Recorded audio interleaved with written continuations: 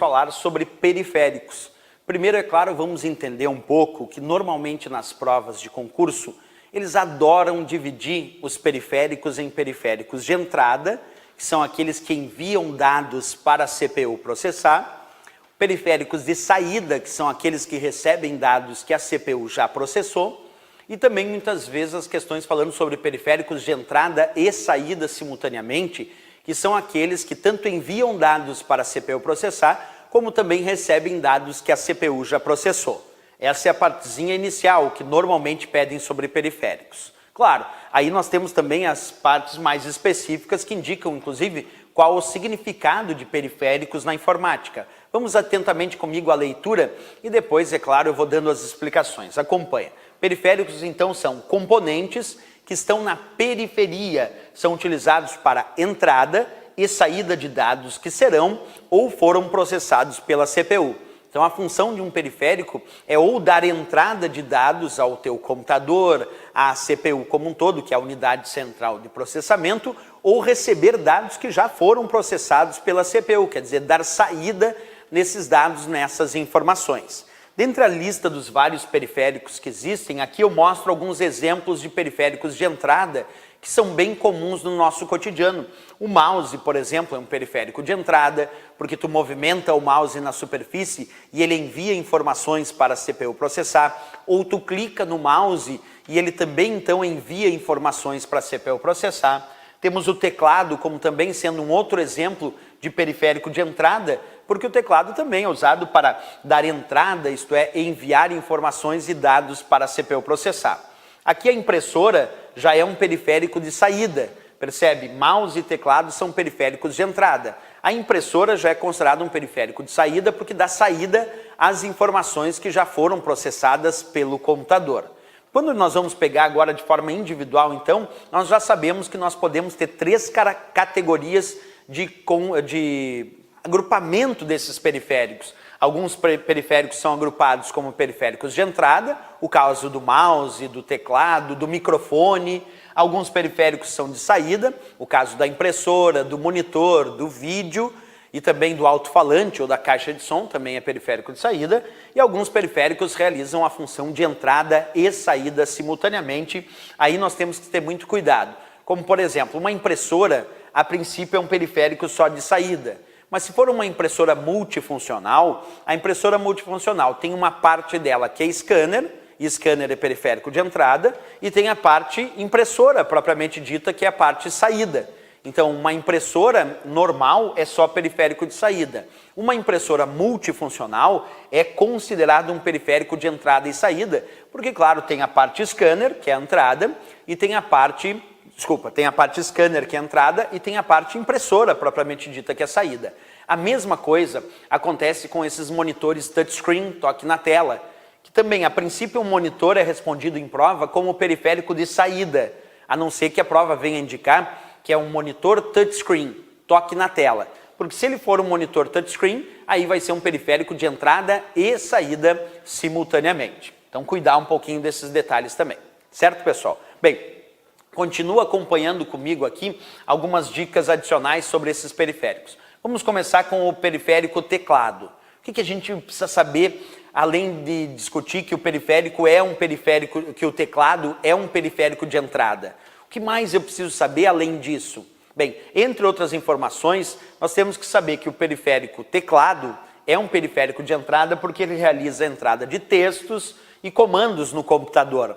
Quer dizer, através do teclado eu não só digito texto, como eu também aplico a entrada de comandos para o computador. Por isso é considerado um periférico de entrada. Uma outra coisa interessante na discussão sobre os teclados é quando a gente ouve falar que um teclado é do padrão ABNT e um outro teclado é do padrão ABNT2. O teclado, quando é do padrão ABNT, ele até permite que o usuário consiga realizar o uso do cedilha. Mas para fazer o cedilha num teclado ABNT, eu tenho que pressionar a letra C e um determinado acento, um acento e a letra C. Porque no teclado ABNT não vem desenhada a tecla cedilha no teclado.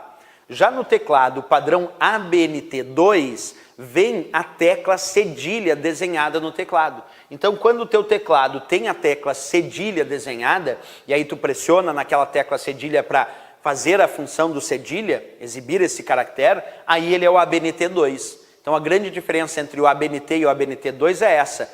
A principal é essa, a existência ou não da tecla cedilha. No ABNT não tem a tecla cedilha, tu tem que fazer o cedilha pressionando um acento e a letra C, e o teclado ABNT2 é aquele que tem a tecla cedilha. Aí esse é o ABNT2. Tanto o teclado ABNT quanto o teclado ABNT2, eles seguem uma padronização internacional que já existe, observa, seguem um padrão internacional já existente chamado QWERTY. Então, quando a gente pensa em ABNT, que é a Associação Brasileira de Normas Técnicas, é porque a Associação Brasileira de Normas Técnicas normatizou teclados para serem usados no mercado brasileiro. Por isso foram chamados de ABNT aqueles que foram normatizados para usar no Brasil, mas que não tem a tecla cedilha, e ABNT2, que atualmente é o principal padrão para teclados do Brasil, onde tem a inclusão da tecla cedilha.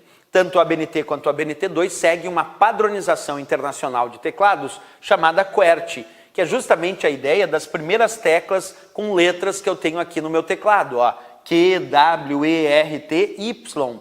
Por isso, QWERTY vem desse início das letras disponíveis no teclado. Esse é o principal padrão internacional utilizado em computadores de uso pessoal, e o ABNT e o ABNT2 seguem essa padronização internacional para teclados, certo? Aqui eu mostro para vocês um exemplo de layout de teclado onde nós temos a tecla cedilha. Quando a gente visualiza um layout de teclado como esse, onde há a existência da tecla cedilha que eu estou te mostrando aqui, isso quer dizer que esse é considerado um layout ABNT. Mas isso tudo tem a ver com o layout do teclado, que é a disposição das teclas, por isso chamado layout. Nós temos também uma outra instrução muito importante, que é a codificação. Quer dizer, aqueles caracteres que eu digito no teclado e que eu conheço de uma maneira, por exemplo, eu conheço a letra A como sempre eu conhecia a letra B como sempre eu conhecia a letra B. É isso, o grafismo dessa letra A, da letra B, da letra C, para o usuário é um.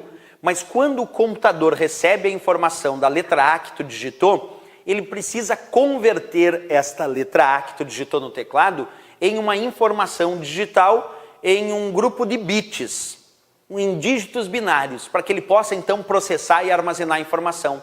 E é necessário um código de conversão que consiga converter os caracteres que o ser humano entende nos bits que o computador entende para armazenar e processar aquela informação dos caracteres que tu está digitando. E essa codificação mais usada nos teclados atuais aqui no Brasil é o código ASCII. E observa, aqui é ASCII de ASCII, que é o código americano padrão para intercâmbio de informações.